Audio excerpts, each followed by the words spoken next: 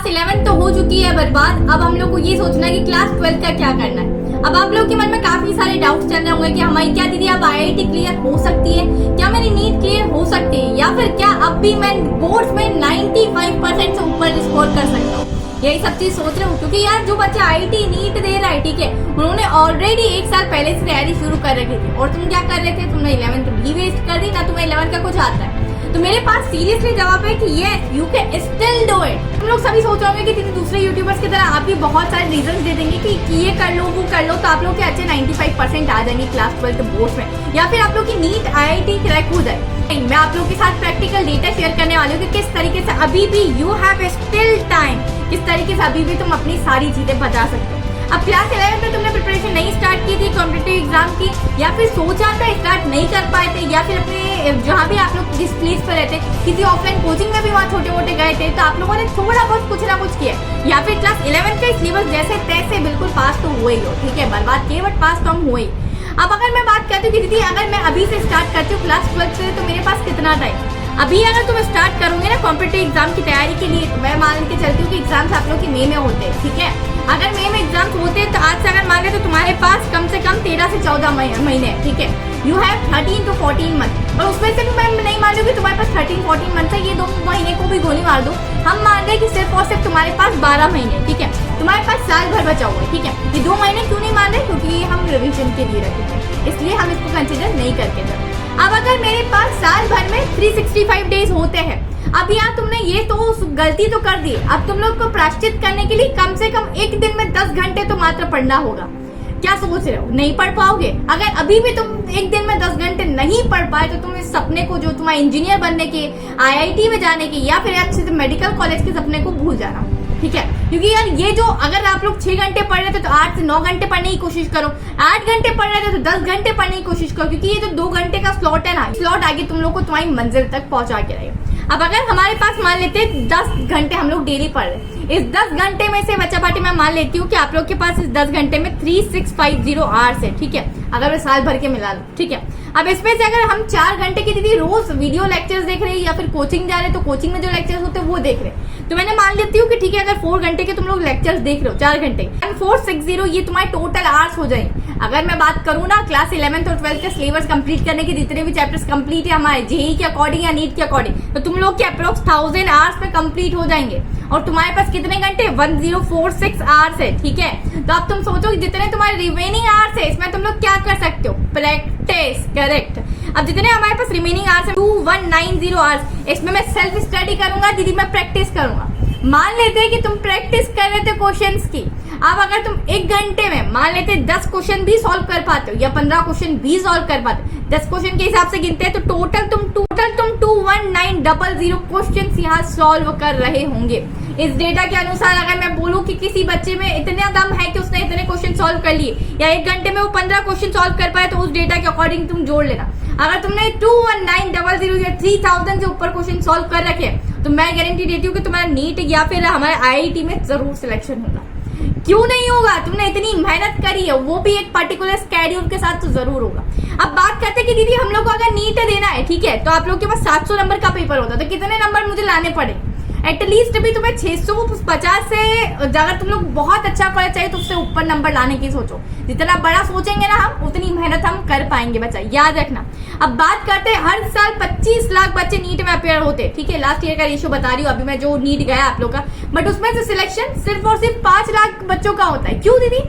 अब तुम लोग बोलोगे कि शायद दीदी वो नॉन सीरियस स्टूडेंट होंगे, या फोकस्ड नहीं होंगे, या हार्ड वर्किंग नहीं होंगे, ठीक है।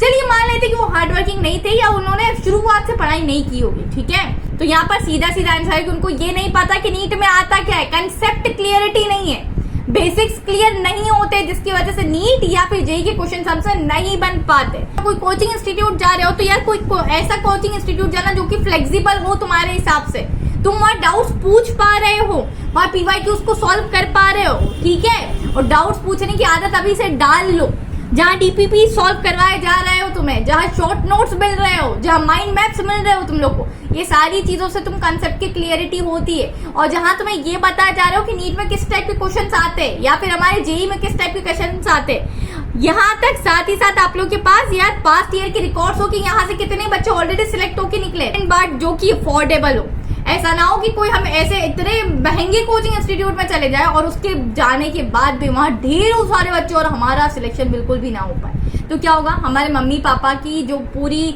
मेहनत की कमाई थी वो हमने वेस्ट कर दी एक तरीके से। चलो अगर सिलेक्शन हो गया तब भी वर्थ है, और नहीं हुआ तो बहुत सारे ऐसे बच्चे देखे जाते हैं। अभी मैंने ये रेशियो तुम लोग को बताया, ठीक है? अगर इस रेशियो में तुम आ गए तो 5 लाख में क्वालिफाई करने में तुम्हारी गिनती नहीं हुई तो दीदी आज के जमाने में कोई भी ऐसा कोचिंग इंस्टीट्यूट नहीं है कि जो हमारा अफोर्डेबल भी हो और क्वालिटी एजुकेशन भी प्रोवाइड करता हो। यही सोच रहे हो?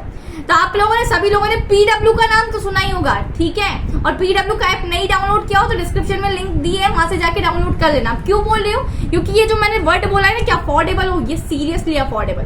अगर आप तुम लोग क्लास 12th में और तुम लोग चाहते हो कोचिंग इंस्टीट्यूट से प्रिपरेशन करना तो आप लोग पीडब्ल्यू से कर सकते हो प्रिपरेशन। पहली बात तो आप लोग का बहुत अच्छा समय, एक इंपॉर्टेंट अनाउंसमेंट तो मैं आप लोग को ये बता दूं, इनके 3 साल लाजवाब कंप्लीट हो रहे हैं, तो यहाँ पर इन लोगों ने बहुत बड़ी मेगा लॉन्चेस और मेगा ऑफरिंग बैचेस आप लोग के लिए लेकर आए, जिसमें कि अगर लक्ष्य बैच में आप लोग इनरोल करते हैं, नीट के लिए बैच रखी गई है जिसमें कंप्लीट आप लोग को बायो का सिलेबस कंप्लीट करवाया जाएगा। क्लास 12th का मतलब आप लोग का फिजिक्स, केमिस्ट्री, बायोलॉजी, जूलॉजी सारे सब्जेक्ट होंगे। साथ ही साथ आप लोग का नीट का पूरा कंप्लीट सिलेबस यहाँ पर पढ़ाया जाएगा, वो भी किस कॉस्ट में? आप लोग की 5,000 से भी कम में। कितने? सिर्फ और सिर्फ 3800।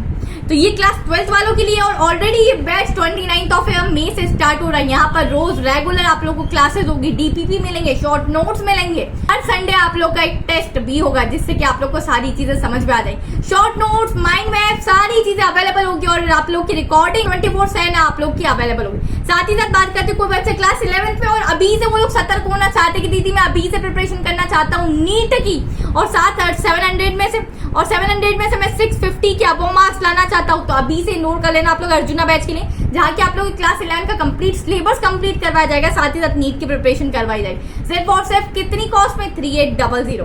बात करते हो जिन बच्चों का नीट नहीं निकल पाया, उनका सपना है कि दीदी आप मेरा 625 से ज्यादा नंबर आए इस बार नीट में, 225 नंबर से आप लोग को डायरेक्ट जंप करनी है 625 के अबो, तो आप लोग बच्चे यहाँ पर इनरोल कर सकते हैं यकीन नीट 2.0 बैच में। ये आप लोग के लिए ये बैच है जहां पर आप लोग का मेडिकल कॉलेज में जाने का सपना साकार हो रहा होगा एक अफोर्डेबल दाम में। 3900 ये ड्रॉपर बैच रखा गया है। अगर आप हिंदी मीडियम वाले हो तो आप लोग के लिए भी एक बैच है जिस पर आप लोग 2500 में इनरोल कर सकते हो। इतना ही नहीं, अगर इन सभी बैचेस में अगर आप लोग को इनरोल करना हो तो आप लोग मेरा कोड लगा सकते हैं SAK150, जहां पर आप लोग को इंस्टेंट 150 रुपीज का डिस्काउंट भी मिल जाएगा। और जिस तरीके से मैंने अब बोला कि यहाँ पर आप लोग को बताया जाएगा कि नीट में किस टाइप के क्वेश्चन आते हैं, तो आप लोग के लिए रखी गई 36 ईयर्स की नीट यूजी की बुक जिसमें चैप्टर वाइज PYQs मेंशन है, जिससे कि आप लोग को बहुत ज्यादा क्लैरिटी हो रही होगी।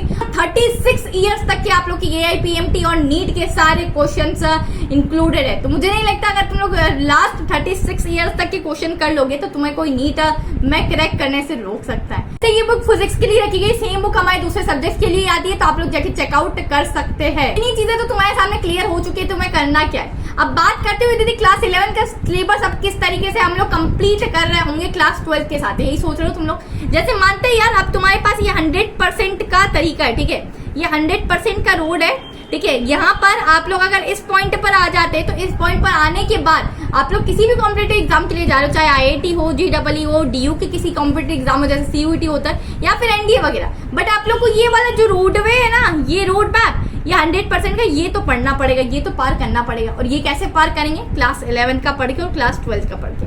अगर मैं बात करूँ इस रोड मैप में तो क्लास 11 का आप लोग का सिर्फ और सिर्फ 45% सिलेबस आता है, ठीक है, किसी भी कॉम्पिटेटिव एग्जाम में, और 12th का 55% आप लोग का सिलेबस आता है। और इतना कर लिया तो सिलेक्शन तो भाई साहब पक्का ही पक्का है, ठीक है। अब क्लास 11 की मैं बात करूँ कि तुमने अगर 10% भी सिलेबस किया होगा तो 55% तो सिलेबस तुम्हारा ये, और बाकी कुछ रिमेनिंग तुम लोगों को ये करना होगा। किस तरीके से दीदी कंप्लीट करेंगे हम लोग क्लास 11 का सिलेबस?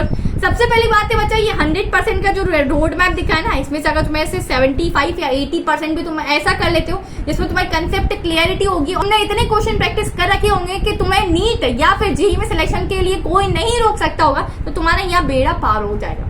अब बात करती हूँ कि क्लास 12 में तो तुम लोगों को कुछ नहीं करना है, जिस तरीके से तुम्हारे कोचिंग इंस्टीट्यूट में क्लास 12 का सिलेबस चल रहा है पैरेलली उसी तरीके से चलाओ, ठीक है, या तुम YouTube या सेल्फ स्टडी कर रहे हो तो उसी तरीके से चलाओ। क्लास 11 की बात करते हो, क्लास 11 का किस तरीके से आप लोगों को सिलेबस अब कंप्लीट करना है। वन शॉट सीरीज देखो बच्चा, बहुत सारे ऐसे चैनल्स है YouTube पर, अगर तुम लोग किसी कोचिंग से नहीं पढ़ रहे हो आप उनकी बात कर लेते हैं, ठीक है। तो वन शॉट सीरीज देखो, बहुत सारे ऑलरेडी चैनल्स है YouTube पर जो कि फ्री में वन शॉट सीरीज आप लोग के लिए अवेलेबल करवा रहे होते हैं। जिसमें पूरे नीट का भी कंटेंट होता है, जेई का भी कंटेंट होता है और क्लास 11 का भी कंटेंट होता है। सेकंड चीज है कि उनके क्वेश्चंस की प्रैक्टिस करो। यूट्यूब वीडियोस में बहुत सारे लोग पीडीएफ की लिंक डिस्क्रिप्शन में डालते हैं, अगर तुम लोग को चाहिए तो तुम let me know in the comment section. मैं तुम लोग के लिए क्लास 11 के जो मोस्ट इंपॉर्टेंट क्वेश्चंस है जो ऑलरेडी नीट और जेई में आए हुए हैं वो मैं आप लोग को पीडीएफ टेलीग्राम ग्रुप पर अवेलेबल करवा दूँ। तीसरी मोस्ट इंपॉर्टेंट चीज नोट्स। आप लोग के पास नोट्स होने काफी ज्यादा जरूरी है। या तो आप हैंड रिटन बनाइए, बट मुझे नहीं लगता इतना समय है कि आप लोग हैंड रिटन बना सकते हैं। नोट से क्या होता है कि अगर हम पढ़ते हैं ना तो सारी चीजें हमें रिवाइज होते चले जाती हैं, और नोट्स से वहाँ पे शॉर्ट आप लोग के नोट्स होते हैं, माइंड मैप्स होते हैं, जिससे हमें कंसेप्ट और भी ज्यादा क्लियर हो जाते हैं। बात करें कि क्लास 11th में तुम लोगों ने कुछ नहीं पढ़ा था, ठीक है, पास होने जितना पढ़ा था वो भी तुम भूल चुके, तो तुम्हारे पास एक मंथ में 30 डेज होते हैं। इस 30 डेज को तुम लोग को कुछ इस तरीके से डिवाइड करना है, 6 6 6 6 और 6 डेज तुम लोग को फिजिक्स पढ़ना है, ठीक है। अब ये 6 दिन में आप लोग को एक चैप्टर को पूरा कंप्लीट करना है, उसके नोट्स आप लोग को अच्छे तरीके से पढ़ने हैं, और साथ ही साथ जितने क्वेश्चन आंसर्स होते हैं ना वो भी अच्छे तरीके से आप लोग को करने हैं। दूसरी चीज होती है केमिस्ट्री, दूसरा सब्जेक्ट उठा है केमिस्ट्री, ठीक है। तीसरा उठा है आप लोग मैथ्स वाले तो मैथ्स उठा लेना, बायोलॉजी वाले तो बायोलॉजी। इस तरीके से आप लोग 6 दिन में एक चैप्टर अच्छे से कंप्लीट करो। ओवरऑल आप लोग के पास जितने महीने हैं ना, ठीक है, उसमें आप लोग का क्लास 11 का सिलेबस स्मूथली होता चला जाएगा, वो भी आप लोग के प्रैक्टिस क्वेश्चन के साथ। तो डरने की जरूरत नहीं है। स्टिल अगर आप लोग चाहते हैं क्लास 12 के साथ नीट या फिर जेई compete करना तो यू कैन डू इट बच्चा, but believe in your self and you can do it. और बच्चा बेटी अगर आप लोग चैनल पर नए तो इसी के साथ चैनल को सब्सक्राइब कर दीजिएगा। अगर अभी भी कोई डिफिकल्टी आप लोग को फेस हो रही है अपनी स्टडीज में तो let me know in the comment section, उसका जरूर सॉल्यूशन मैं आप लोग के लिए लेकर आऊंगी। Sakina is here so don't affair. इसी के साथ मिलती हूँ मैं नेक्स्ट वीडियो में। Till then keep learning the educator Sakina signing of.